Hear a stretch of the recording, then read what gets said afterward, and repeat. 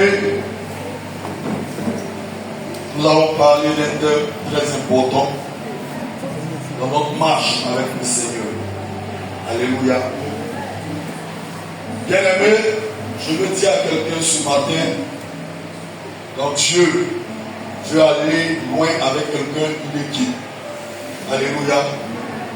Quand Dieu veut aller loin avec quelqu'un, il équipe. Alléluia. Et je suis venu dire à quelqu'un, accepte l'équipement de l'Éternel. Alléluia. Parce que l'Éternel seul sait ce qui est devant. La Bible dit, il est omnipotent, il est omniprésent, il est omniscient. Alléluia. Donc en tant qu'enfant de Dieu, en tant qu'enfant de Dieu, nous qui avions accepté Jésus-Christ comme Seigneur, comme Sauveur, pour réussir la marche de l'Éternel, il faudrait que nous rentrions dans son école. Alléluia. Parce que c'est dans son école que va ressortir les qualités qu'il veut pour nous. Alléluia. Si tu veux les qualités que Dieu veut pour toi, rentre dans son école. L'école, c'est la formation. L'école, c'est la transformation. Alléluia. L'école nous amène à ne pas être ignorants. Alléluia. Et quand tu rentres dans l'école de Dieu, bien aimé, l'ignorance est disqualifiée. Alléluia. Ce n'est pas pour les rien. L'Éternel pouvait dire dans le livre de Proverbes, un peuple qui n'a pas la connaissance est un peuple sans frein. Ça veut dire, prenons l'exemple d'une voiture. Quand une voiture est engagée, le samedi, ça m'est arrivé, je n'ai pas voulu affoler quelqu'un. Moi, je ne suis pas quelqu'un qui affole. Et je ne suis pas aussi quelqu'un qui veut amener forcément le regard des gens sur sa vie. J'étais allé au travail le samedi. Dès que j'ai fini, je suis monté dans un baka. Le baka était en train de sortir à la côte. Vous voyez comment on appelle ça même là? Le marché des fruits. Madame Dominique Ouattara. Vous avez vu le marché des fruits. La route qui sort d'Adjamé pour partir vers Mossipro. Ils ont créé une nouvelle gare là-bas. On prend les bacs de Mossipro, les bacs des camps militaires, les bacs des toits rouges. Et c'est là-bas que j'ai emprunté mon bac. Étant assis dans le bac, moi j'ai m'asseoir derrière. J'étais assis derrière. Pendant que le bac sortait, il y a des totas. Quand le bac est sorti, il y a un autre bac qui est quitté là-haut, qui a perdu l'équilibre, qui a eu le frein coupé et qui est venu prendre le derrière où j'étais assis. J'ai eu des douleurs au niveau de mon épaule. Mon portable s'est fissuré. Mais cela m'enseignait. J'ai compris que je pouvais perdre ma vie là. Mais j'ai compris que j'ai un Dieu protecteur. Mais je suis venu dire à quelqu'un, quel que soit ce que tu es en train de traverser, quel que soit ce que tu es en train de vivre, le regard de Dieu n'est pas détourné sur ta vie. Dans le baka, il a perdu son fils de poupée. C'est-à-dire il fallait que lui, son baka la touche dans le baka pour ne pas que lui il meure. Donc il a fait exprès. Il allait lui prendre et moi il m'a pris par derrière. Et j'ai pensé à cette petite douleur. Il y a une jeune fille qui était dedans, qui était affolée. J'ai dit à la jeune fille, quand tu as confiance à l'alliance de Dieu, elle ne détaille pas. Cette alliance te donnera la vie. N'aie pas peur, je suis avec vous. Elle a eu tellement peur, elle est descendue, elle allait dans l'autre bataille. Elle dit, tu n'as rien compris. Si tu devais mourir là, c'est là. Mais la grâce de Dieu est sur ta vie. Alléluia. Quand Dieu n'a pas fini avec quelqu'un, il est immortel. Et j'annonce à quelqu'un que tu es immortel. Parce que tu vas accomplir ta destinée. Parce que tu vas accomplir les promesses de Dieu sur ta vie. Parce que tu vas parler de Parce que je connais mon lendemain. Je sais ce que Dieu m'a dit. Donc accroché à cette alliance, accroché à cette parole, je ne peux pas mourir. Alléluia. Parce que Dieu est fidèle. Le problème, c'est nous qui ne sommes pas fidèles. Sinon Dieu là, sa nature, c'est fidélité. Alléluia. Donc quand Dieu veut aller voir avec quelqu'un, il introduit dans son école. Et c'est dans cette école, on apprend à le connaître. Alléluia. Mais beaucoup n'arrivent pas à connaître ce Dieu parce qu'ils refusent cette école. Beaucoup n'arrivent pas à marcher dans les pas de Dieu parce qu'ils n'ont pas encore épousé cette école. Quand tu marches dans les pas de cette école, tu es appelé à régner. Quand tu marches dans les pas de cette école, tu es appelé à réussir. Quand tu marches dans les pas de cette école, tu es appelé à avancer, à progresser. Alléluia. Et ce soir, ce matin, je vais parler d'un point focal, un point clé, un point clair. Je vais parler de l'orgueil. Une âme destructive. Alléluia. Regardons l'actualité, regardons ce qui se passe sur nous. Actuellement, les gens montent leurs armes. La guerre. Les gens sont prêts à faire la guerre. Parce que tout simplement, ils continuent quoi? Ils continuent les armes. Il y a des paroles même comment on appelle ça même là? D'influence, d'intimidation.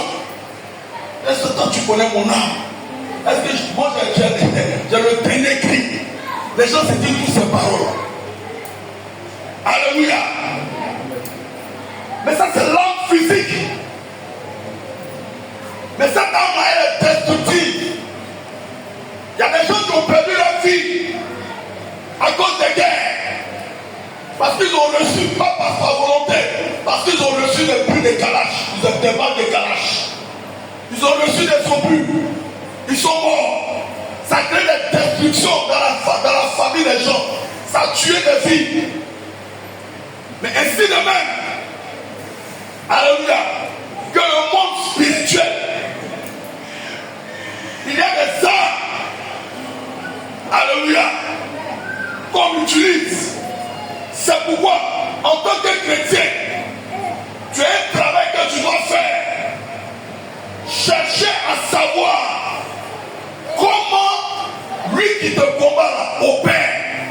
Parce que si tu ne sais pas comment lui qui te combat opère, bien aimé, tu ne seras pas efficace. Mais quand tu connais comment lui il fonctionne, quand tu connais ses armes, bien aimé, tu vas prendre quoi? Une protection. Et tu sais comment lui fonctionne. Tu sais comment lui travaille. Alléluia. On engage le combat. Mais ce n'est pas tous les combats qu'il faut engager. Il y a des combats. Avant de les engager là, tu dois savoir comment est-ce que ça fonctionne. Comment est-ce que ça fonctionne? Parce que si tu ne sais pas comment est-ce que ça fonctionne, bien aimé, tu es déjà disqualifié. Je te pose une question. Si tout à l'heure on te donne une arme, tu as cette arme-là en main, est-ce que tu peux l'utiliser? Hein? On pose un. On donne le prêt, j'aime poser. Hein, papa? Non, pourquoi, papa? Parce qu'on ne vous a pas. On ne t'a pas appris à manipuler.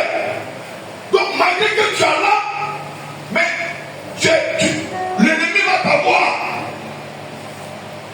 Et c'est comme ça beaucoup de chrétiens. On tient les armes, mais on ne sait pas les manipuler. Dans le monde spirituel, l'ignorance n'a pas sa place. C'est pourquoi il faut développer, il faut chercher.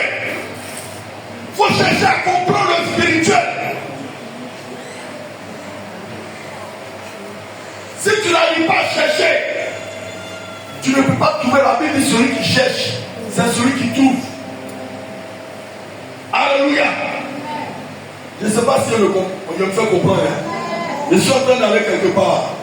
Nous sommes en train de décoller. Alléluia. Donc l'ignorance là, je disais, c'est grave.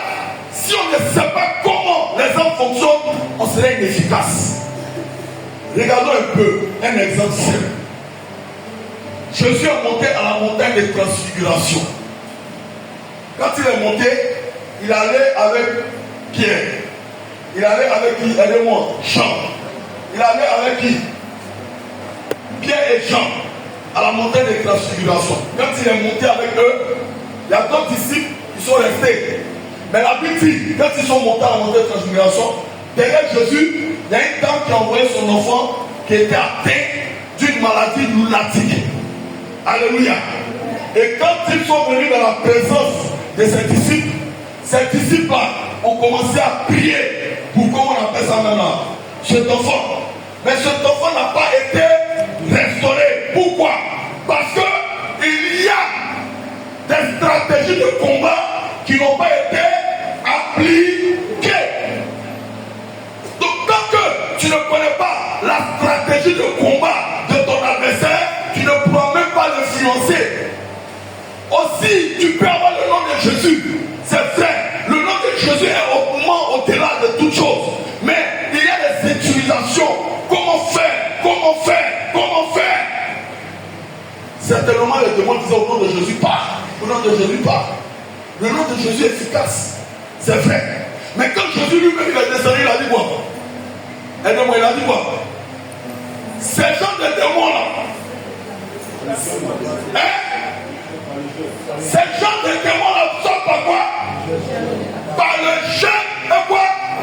La prière. Donc, c'est une histoire catégorisée. Ça veut dire quoi? Il y a des catégories de démons qui sortent. Quand tu dis sort, ils sortent.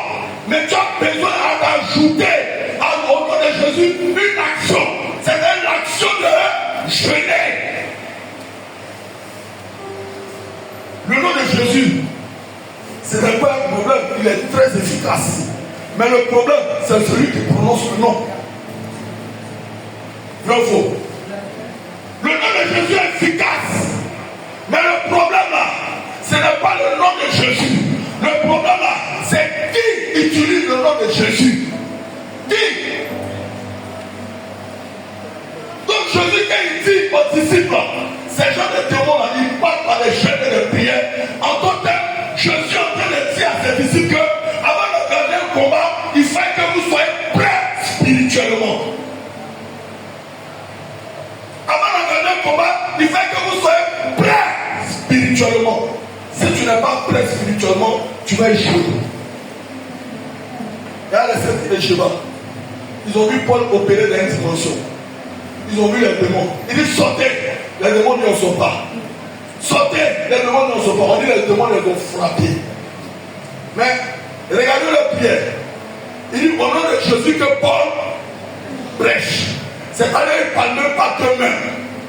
Et il dit au nom de Jésus que Paul prêche. Donc les démons là disent, nous on connaît qui? Hein? On connaît Jésus. Ça veut dire quoi? Jésus est une autorité. On connaît qui? Ça veut dire quoi? Paul est une autorité. Mais vous là, on ne vous connaît pas. Vous n'avez pas de galon. Moi je suis un général, un caporal va venir à ce point ici. Il a plus trop ouvert. Il a plus trop. Est-ce qu'on a une fois vu un caporal donner ordre à un général? Donc le nom de Jésus là, c'est qui l'utilise. C'est ça le problème. Si on a pu travailler à ça, on sera très efficace dans notre marche. Alléluia. Bien aimé, je dis quoi? L'orgueil est l'âme destructive. Alléluia. Alléluia. Mais qu'est-ce que l'orgueil? La définition, qu'est-ce que l'orgueil? Le latin de l'orgueil c'est superbia, qui veut dire opinion très avantageuse, le plus souvent exagérée, qu'on a soit-il dénigre les autres. L'orgueil, c'est avoir une opinion très avancée de nous-mêmes. Quand quelqu'un est orgueilleux, ça veut dire qu'il a une opinion très avancée de lui-même.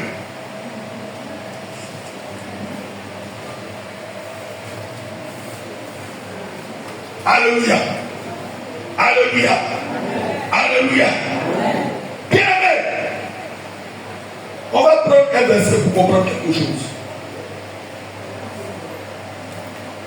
Proverbe 16, verset 18. Proverbe 16, verset 18.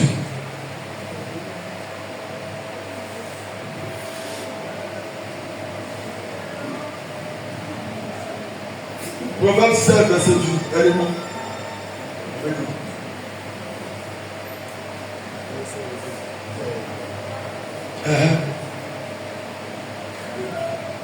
Ok, maman.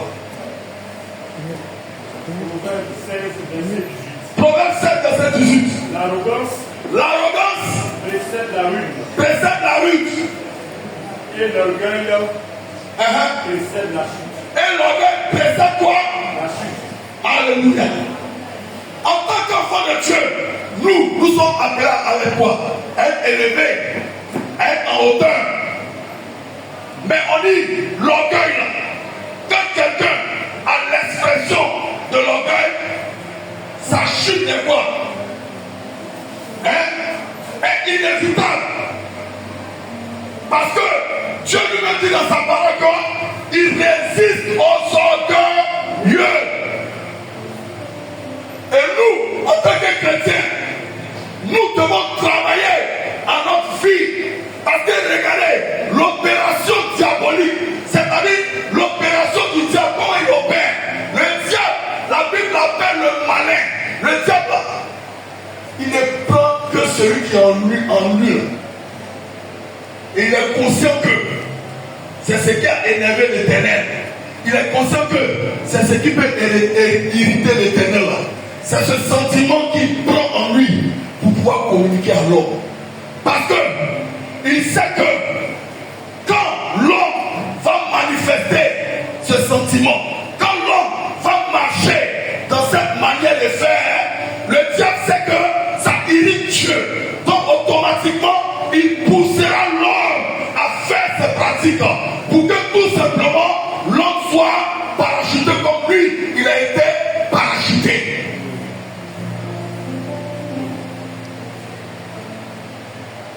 Le diable va nous inspirer à ça.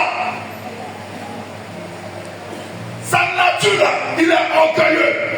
Mais avant qu'il ne soit diable, il n'était pas diable. On l'appelait comment? Lucifer, l'homme de lumière. C'était quelqu'un qui était approuvé par Dieu. On va lire la parole. Je ne sais pas si je le fais comprendre. Hein? Si tu comprends, fais comme ça. On va prendre Ésaïe 14, verset 13 à 15. Après, on va prendre Ézéchiel 28, verset 11 à 17.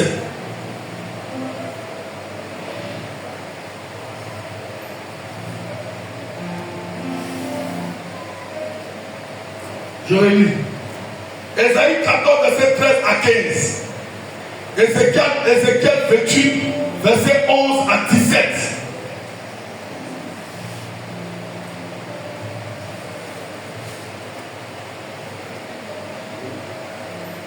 Vas-y.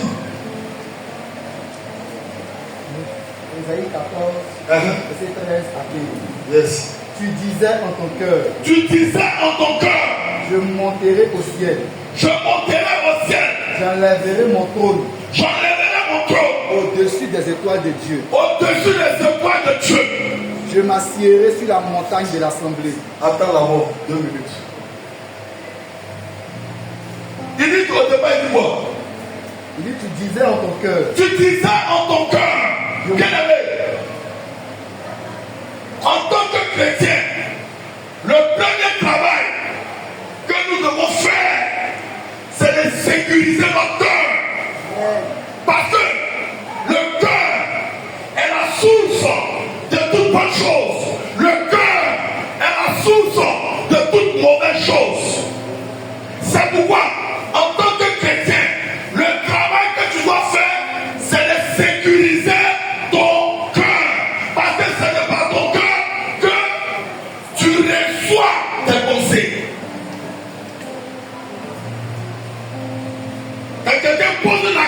On dit toi là, tu es un mauvais quoi? Tu es un mauvais quoi? Pourquoi on ne dit pas tu es un mauvais? C'est-à-dire que ta manière de faire là, tu es mauvais. On dit tu as un mauvais cœur. Parce que le cœur, c'est la source de toute chose. C'est de là que tout commence. Alléluia. Donc en tant que chrétien, tu dois sécuriser ton cœur. Romains 12:2 va encore en profondeur. Il dit soyez transformés par le renouvellement de quoi? De l'intelligence. Mais quand on fait ce renouvellement, en réalité, on veut faire asseoir à ce renouvellement une volonté qui n'est rien d'autre que la volonté de Dieu. Le renouvellement que nous faisons, c'est un exercice. Le renouvellement de pensée que nous faisons, c'est un exercice. Et cet exercice-là nous sert facilement à faire asseoir la volonté de Dieu pour que cette volonté-là nous donne la force de nous lever et de pouvoir agir en fonction de cette volonté. C'est pourquoi en tant que chrétien, garde ton cœur.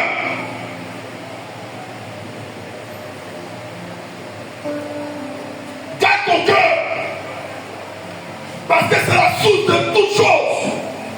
Quand Dieu veut se révéler à quelqu'un, il regarde son cœur.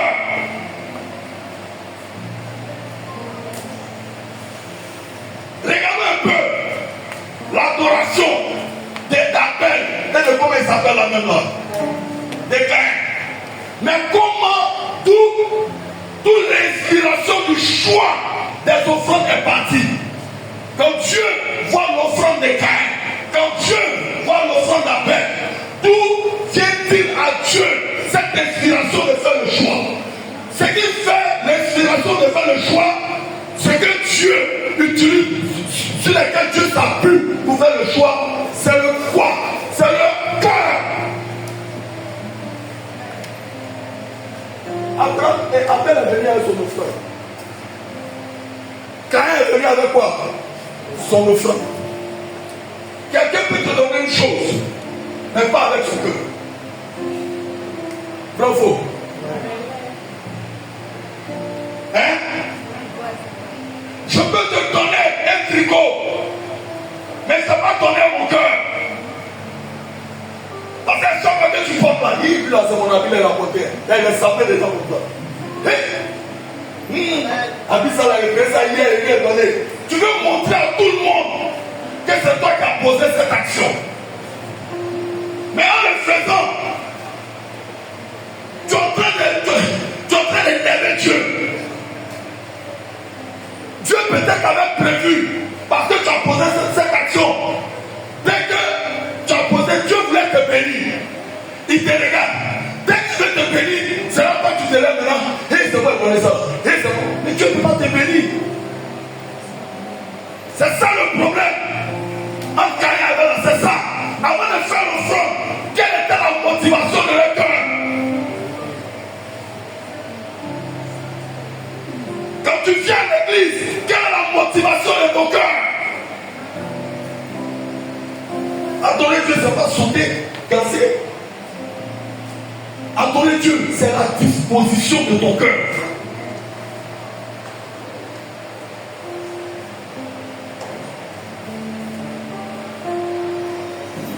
Le centenier a choqué Dieu. Le centenier a choqué Jésus. Parce que quoi? Il avait une prédisposition du cœur. Son cœur était bon. Regarde quelqu'un, c'est pas lui-même qui est malade, mais il va vers Jésus pour dire, tiens ici là, dis seulement un mot, et mon centenier sera guéri. C'est quelqu'un qui a un bon cœur qui le fait. Le cœur qui est bon, c'est le cœur qui sort à tout le monde, aux autres pour aider, pour sauver. C'est pourquoi quand tu n'as pas un cœur, tu ne peux pas évangéliser. Quelqu'un qui a un cœur, quelqu'un qui a une bonne prédisposition du cœur, il cherche à gagner le monde. quand il veut parler de Jésus. Même quand il est dans le taxi, il veut parler de Jésus. C'est quelqu'un qui a un bon cœur. Si ton cœur est habitué à faire du bien,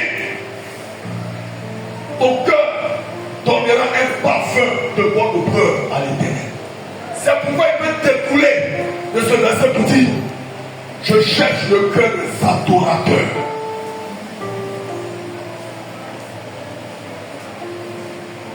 L'adorateur, c'est celui qui présente son cœur à Dieu, qui abandonne son cœur, qui laisse Dieu manier ce cœur. Quand Dieu manie ton cœur, tu ne peux que lui ressembler.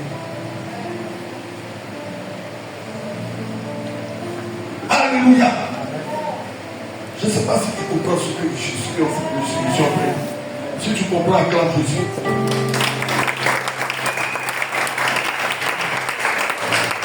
Donc regardez, Dieu a créé Lucifer. Mais Dieu ne parle pas de son cœur. Parce qu'au départ, Lucifer avait une bonne prédisposition du cœur. À tel enseigne que cela amenait Dieu à faire les éloges de Lucifer. Il dit quoi dans ces éloges? Il le qualifiait d'être un adorateur. Parce que Lucifer, c'est lui qui conduisait. C'est ça? L'adoration au ciel. Il conduisait cette adoration. Et Dieu aimait cela. Et ces choses-là ont commencé à monter dans son cœur. Quand quelqu'un est orgueilleux, il y a des choses qui lui montent dans le cœur. Mais ces choses qui te montent dans le cœur, la Bible dit, tu as le pouvoir d'arrêter ces choses. Mais si tu médites ces choses, tu vas pas t'en rendre compte, mais tu vas commencer à poser des actions qui ne sont pas bonnes. Il a aimé ça. On chantait, il est là, il chantait. Dieu était content. Un bon matin, il était assis seul. Et puis il dit, de la manière lui là même on l'adore là, on aime moi aussi on peut m'adorer. De la manière lui là il prend l'acclamation là. Moi aussi il peut acclamer. De la manière lui là on lui donne le présent là. Moi aussi on peut me donner le présent. Il a toujours commencé à lui monter à la tête. Et il a formé une rébellion. Et c'est cette rébellion là. La Bible dit que Dieu l'a maté. Dieu l'a chassé de sa présence. Et j'ai dit tout à l'heure, le diable utilise toujours les choses en lui qui ont attiré la colère de Dieu pour l'investir en l'homme. Donc, quand il vient sur la terre, il vient avec le mandat de travailler dans ce sens pour que nombreux soient les hommes qui ont ce cœur que lui a manifesté devant Dieu soient éloignés de la présence de ce Dieu. C'était pour lui une autre forme d'évangélisation. Gagner beaucoup à lui. En léguant son cœur. En donnant son cœur. Mais quand le diable te donne son cœur, tu ne peux que faire ses expressions. Tu ne peux que parler comme lui. Tu ne peux que te comporter comme lui. Et c'est ce qui arrive beaucoup dans l'église. Alléluia. Amen. Alléluia. Amen. Alléluia. Bien aimé, je vais dire à quelqu'un ce matin. Lisons Ézéchiel. Après Esaïe, lisons Ézéchiel 28, verset 11 à 17. Ézéchiel 28, verset 11 à 17. Ézéchiel 28, verset 11 à 17. La parole de l'Éternel me fut adressée en ces mots. La parole de l'Éternel me fut adressée en ces mots.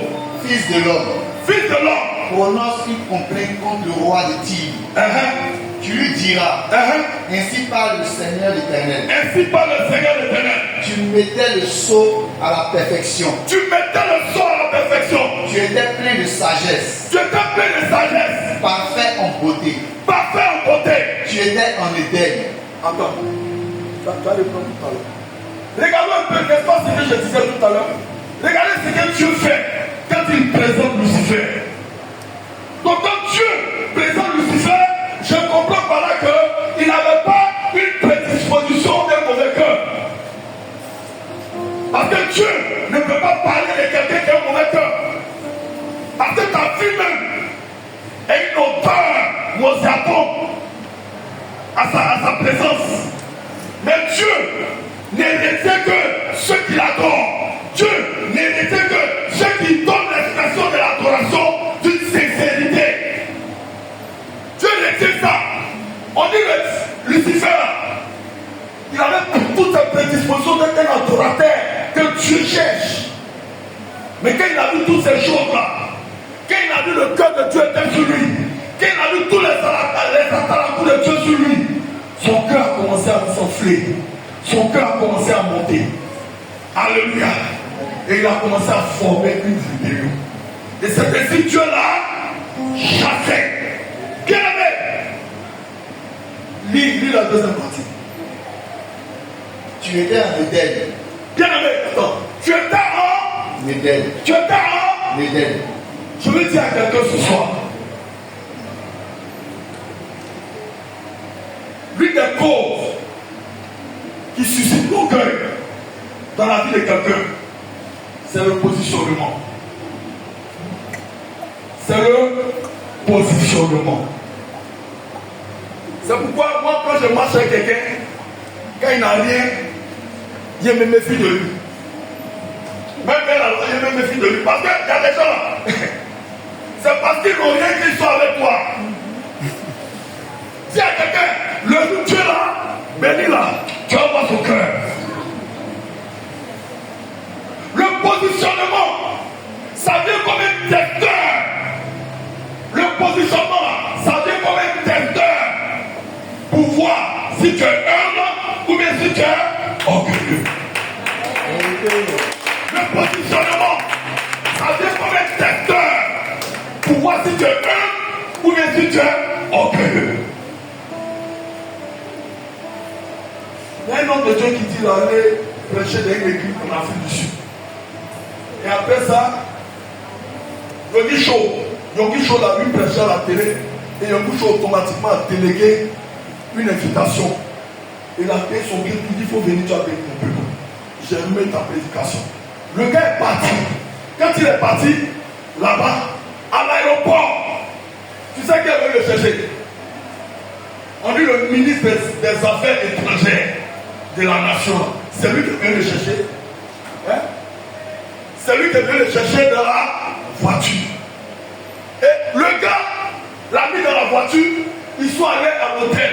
Il ne sait pas qui est ce gars. Le gars vient à chaque fois le voir pour dire: ah, papa, ton séjour c'est bon? Tu as bien mangé?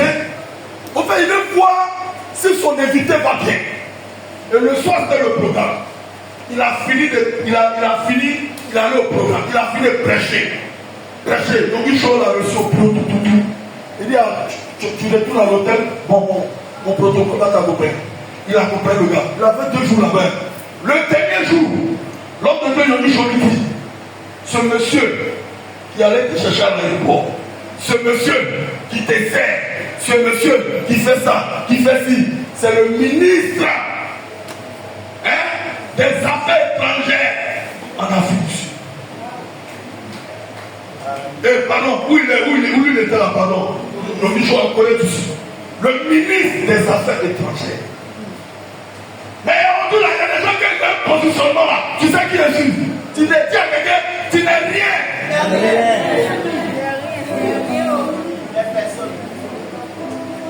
À l'église, il y a un mot qu'on ne doit pas prononcer.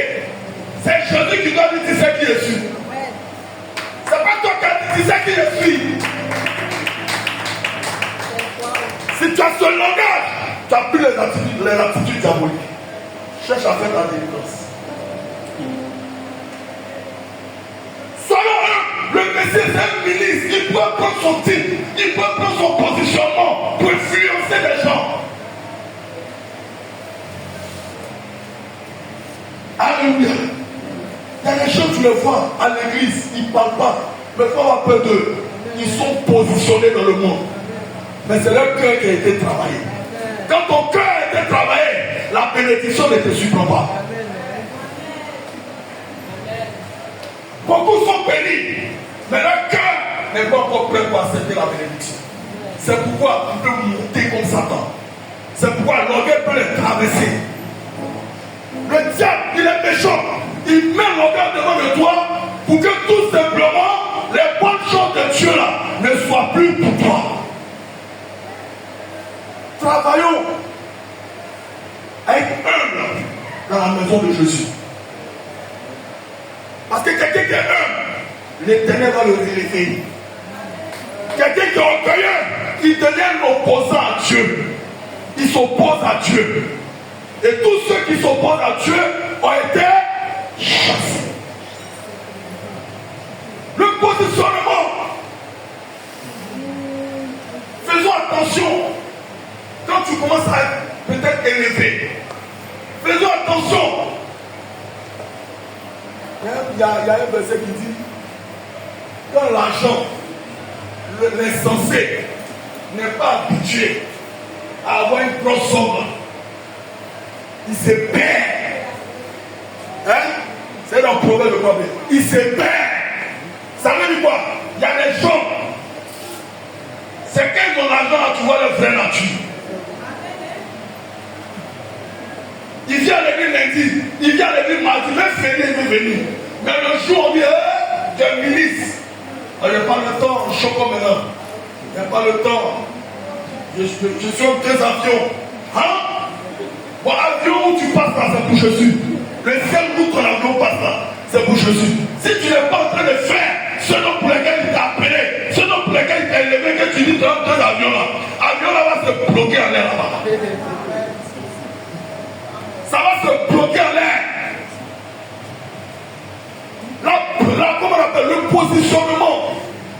Il faut travailler à ta vie pour ne pas que quelque chose d'élevé ne te choque, ne te fasse changer de vie, ne te fasse changer d'attitude dans ton adoration, ne te fasse changer de voir des gens comme tu les voyais avant.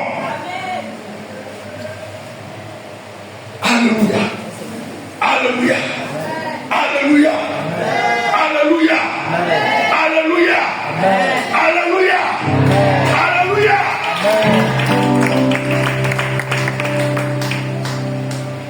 La deuxième cause de l'orgueil, vous savez c'est quoi?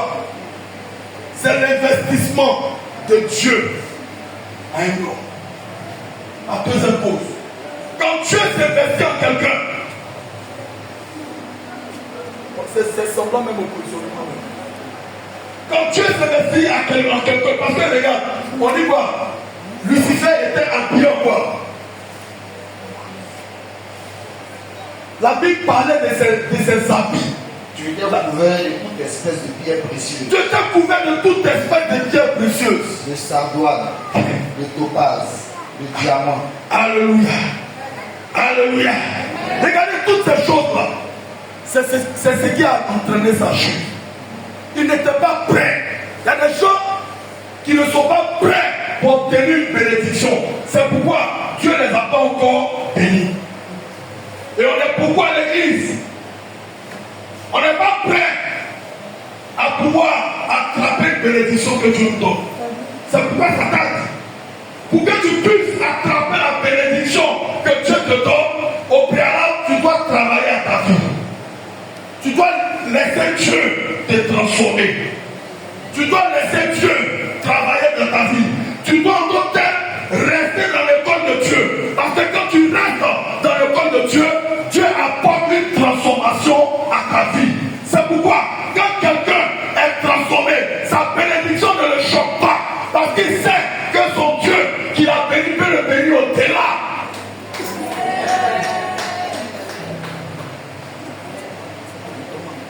Il y a un gars de la Bible qui m'a touché. Et j'ai vu que c'est parce que Dieu lui-même a permis qu'il travaille lui-même sa vie. La vie de Salomon, regardez. Salomon, la Bible dit, c'était le successeur de son père David. Mais quand David, d'où est partie la question D'où est partie la prière de Salomon? La prière de Salomon est partie de la gouvernance de son père. C'est-à-dire, il regardait comment son père gouvernait. Il regardait les attitudes de son père dans le royaume. Il regardait toutes ces choses. Parce que peut-être il savait qu'il allait un jour diriger. Parce que Dieu a peut-être mis ça en lui. La Bible dit, quand il va commencer à prendre les rênes, automatiquement, il va poser une action. L'action qu'il va poser, il va, comment on appelle ça maintenant, donner une offrande à Dieu.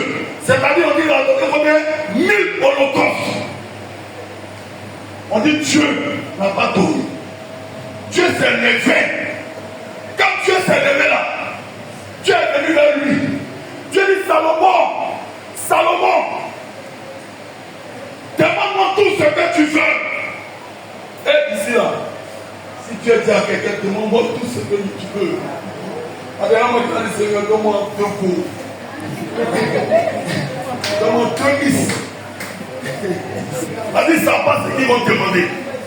Beaucoup ne savent pas ce qu'ils vont demander à Dieu parce que tout simplement, ils n'ont pas travaillé leur cœur. Salomon a travaillé son cœur. C'est pourquoi la question de savoir que Dieu pose, que veux-tu que je te donne, il était déjà prédisposé à savoir qu'est-ce qu'il voulait. Je me rappelle un documentaire où Foué disait un papa qui a forcé la présence d'un protocole à Yamsokro. Où Foué lui disait laisse-le. Quand il est venu, Foué lui demande que veux-tu? On représente Foué comme Dieu sur la terre. C'est quand tu crois Dieu. Et puis Dieu te demande que veux-tu? Quand tu as construit un Sikobo, on te paie 20 000 par mois. Et puis tu dis non, les gens ne veulent pas libérer mon Sikobo là. Ils n'ont qu'à libérer.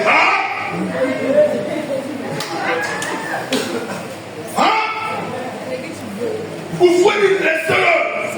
Rentre dans ma présence. C'est pourquoi Dieu te dit, Dieu dit aux anges, laissez Madame Déa. Rentre dans ma présence, Madame Déa. Tu veux quoi? Tu veux quoi? Moi, le Seigneur, question ça va. Faut me poser ça. Faut me poser ça. Dieu dit à Salomon, et regardez la réponse de Salomon. Mais quand Dieu te demande, qu'est-ce que tu veux? Il faut donner une réponse sensée. Et on ne donne pas n'importe quelle réponse. Pour donner une bonne réponse que Dieu va approuver, il faut que tu substitues ta volonté à sa volonté. C'est-à-dire, substituer ta volonté à sa volonté, ça veut dire tout simplement tuer toi ta volonté et laisser l'expression de lui sa volonté s'impliquer dans ta vie. Alléluia. Mais quelle était la volonté de Dieu qui traversait Salomon? Il dit, donne-moi de la sagesse. Que je puisse quoi savoir? Il ne dit pas, donne-moi la sagesse, que je puisse gérer mon peuple, que je puisse gérer le peuple que tu m'as donné. Donc Salomon là, il touche, comment on appelle ça maintenant? Ce que Dieu veut. Il touche le cœur de Dieu. Bien aimé, quand tu touches le cœur de Dieu, Dieu est insomnie sur ta situation. Amen. Vérité.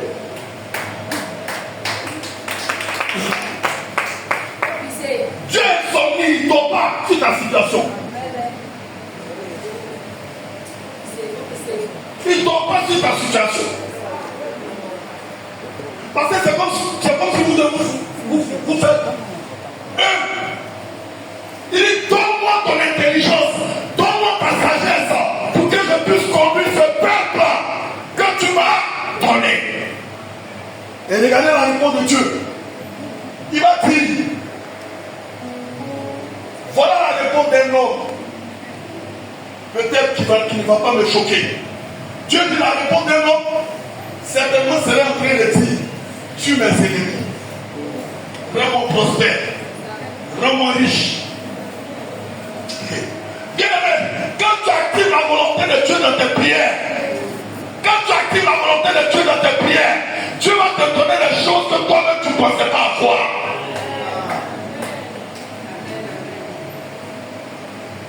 Les choses que tu ne pensais pas avoir, Dieu va te donner. Dieu peut se présenter à toi. Il a dit, mon frère, que veux-tu? Seigneur, que cette église devienne prospère. Seigneur, que cette église-là, tu suscites des David, des tueurs de Goliath. Seigneur, que cette église-là, tu suscites des Jérémie, des prophètes qui sont toujours à la veille. Seigneur, que cette église-là, je ne veux plus voir les paralytiques, je ne veux plus voir les malades, je ne veux plus voir ça, je ne veux plus voir ci, mais qui est dans la volonté de Dieu. Bien-aimé, tu vas t'accorder des sécurités.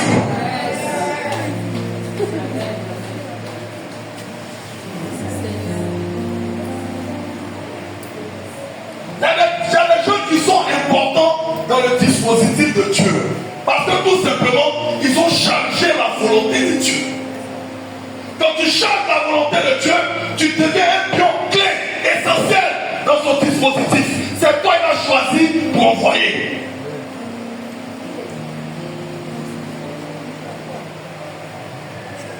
Alléluia.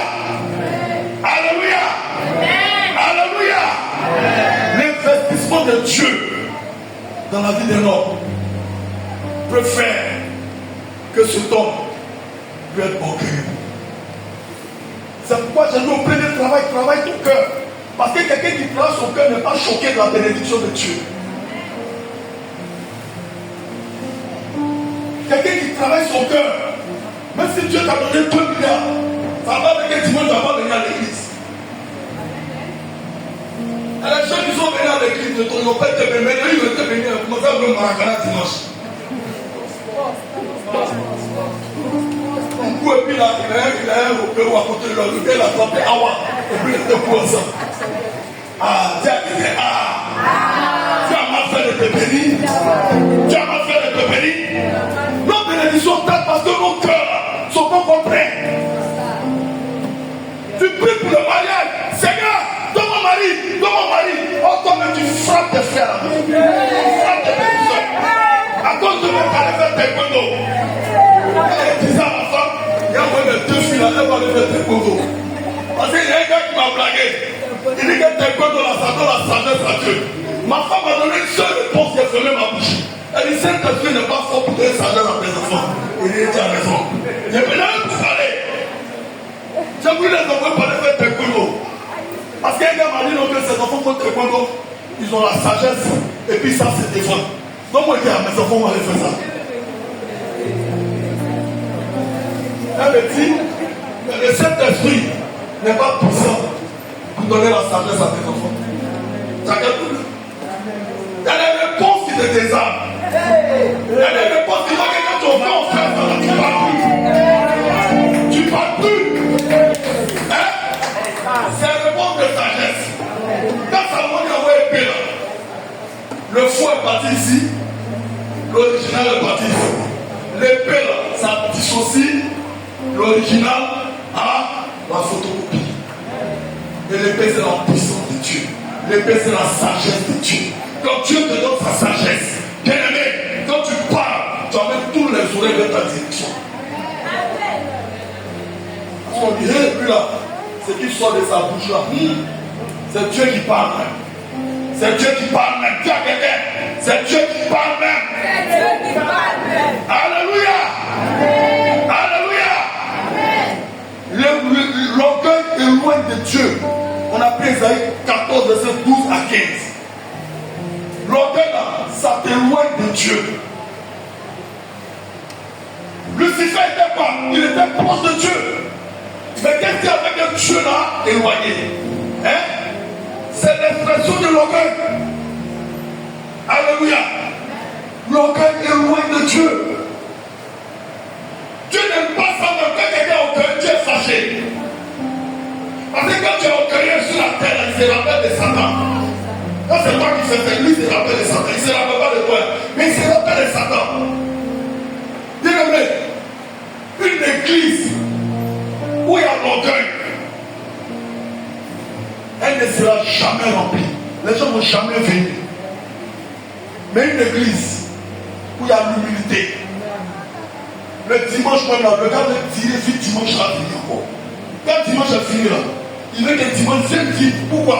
Parce que dans l'église, il y a des gens qui sont un. Quelqu'un qui est un, c'est quelqu'un qui s'oublie pour pouvoir agir dans la vie de ses frères. Il s'oublie lui-même. Il veut savoir si le message qu'on prêche là, c'est bon.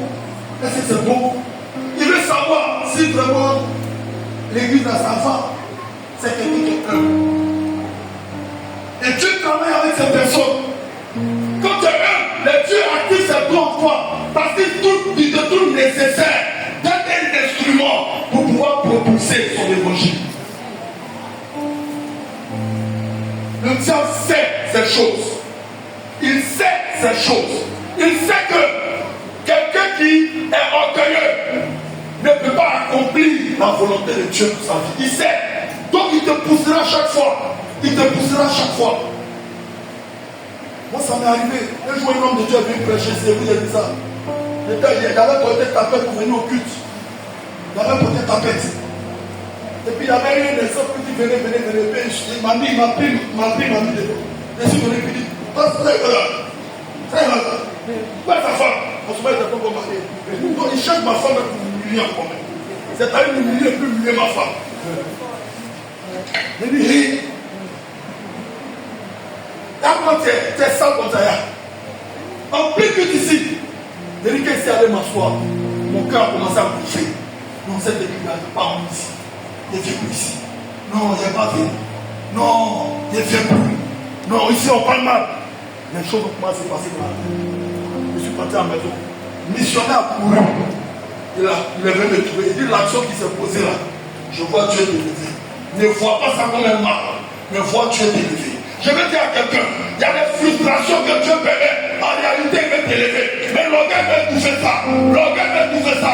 Ne regarde pas l'orgueil. Regarde l'élévation au travers de tes humiliations.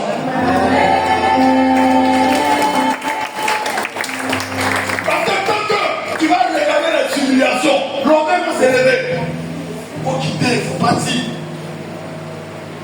Et quand il a couru vers moi, il m'a dit, laisse Dieu travailler dans ta vie. Mais j'ai transformé cette action en un enseignement.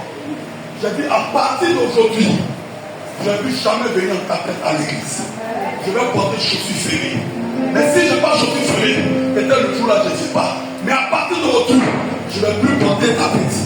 Mais en réalité, la frustration m'a donné une éducation.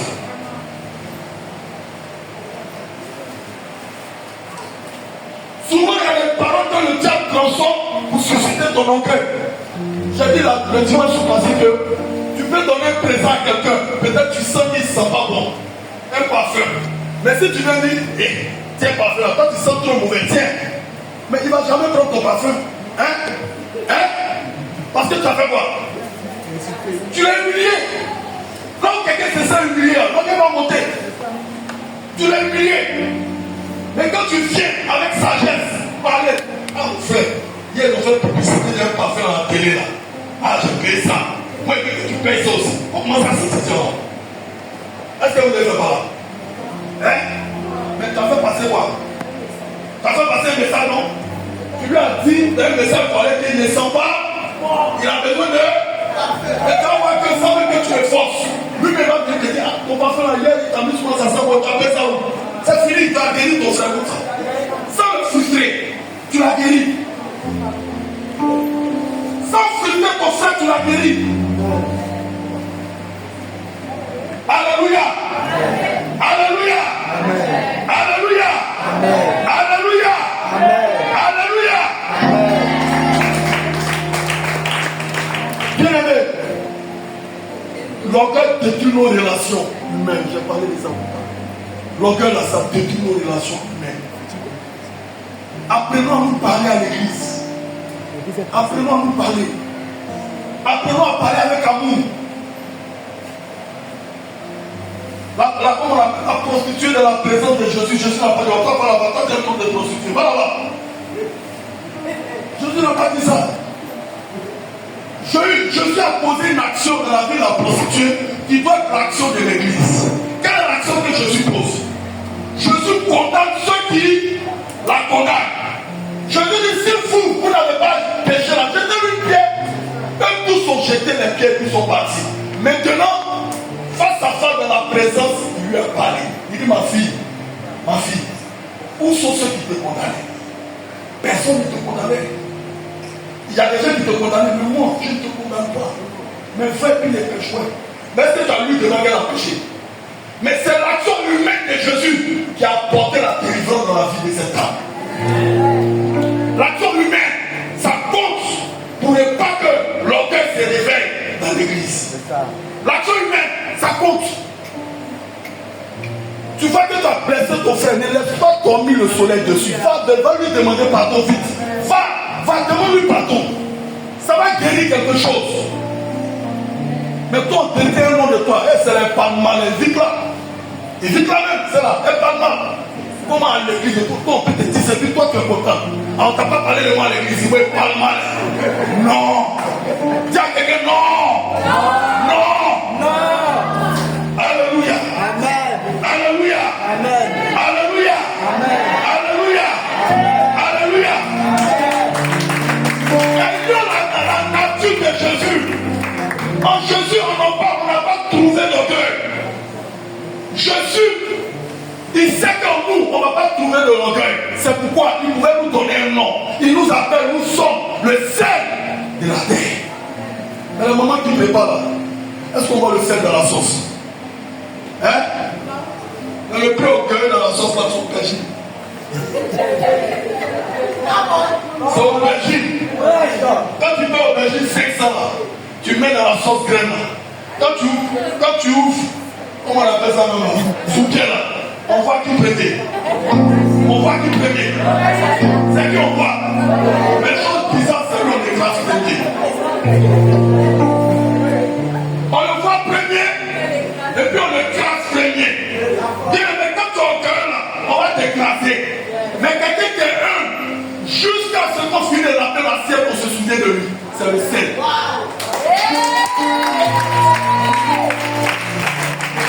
Même quand tu finis de laver ton assiette, la cabine est finie, l'huile est finie dedans. L'assiette là, quand tu fais comme ça.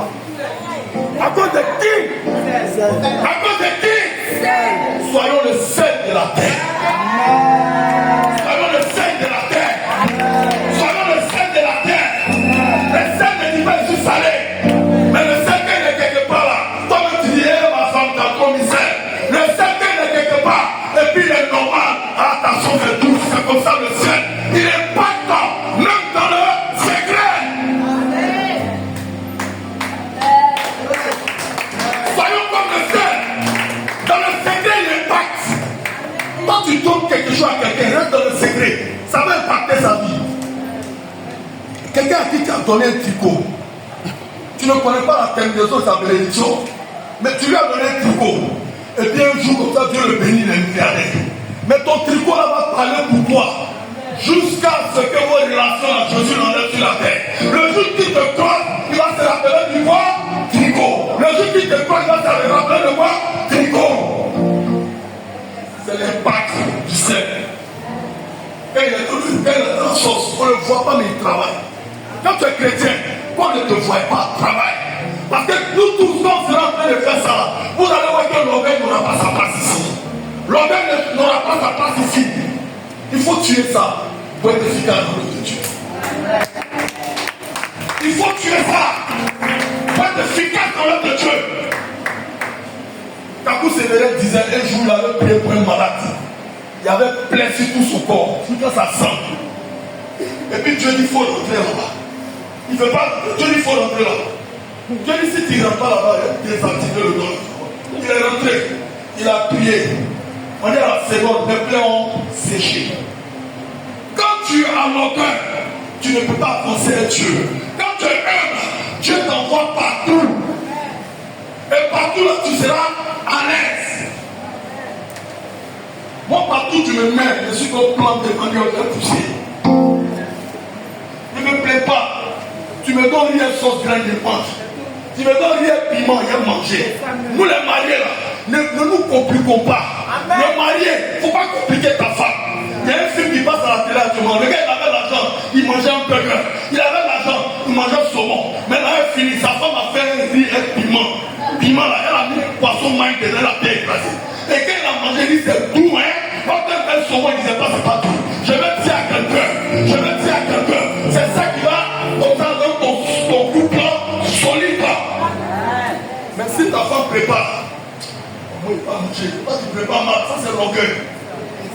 La femme a mal préparé, c'est tout. Parce qu'il veut sauvegarder quelque chose. C'est pas toutes les vérités on dit. Parce qu'il y a des vérités qui font lever l'orgueil comme un arbre. Mais il y a des vérités qu'on dit là, qui soignent et qui tuent l'arbre de l'orgueil. Et je vais dire à quelqu'un, l'Éternel défie. Marchons dans l'humilité. Parce que quand il vient, il échappe les personnes humbles. Les personnes humbles pour les sauver. Je veux dire à quelqu'un, tiens-toi debout, pas debout.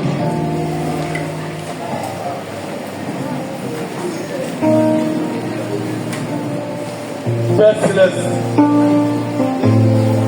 dans le contrôle de mon cœur. Parce que le cœur, comme tu l'as dit dans ta parole, est la source de toutes choses. Je veux que tu transformes mon cœur en ta volonté. Je veux que tu prennes mon cœur, éternel Dieu, et que tu me soignes. Et que je manifeste l'humilité. Que je sois humble. La Bible dit, quand toi tu priais pour les malades, et quand on voulait t'honorer, te faire roi, tu te caches. Tu ne voulais pas de cette gloire humaine, mais tu voulais de cette gloire surnaturelle. Donne-moi de comprendre ces choses et pouvoir marcher dans tes pas. Au nom puissant de Jésus. Amen.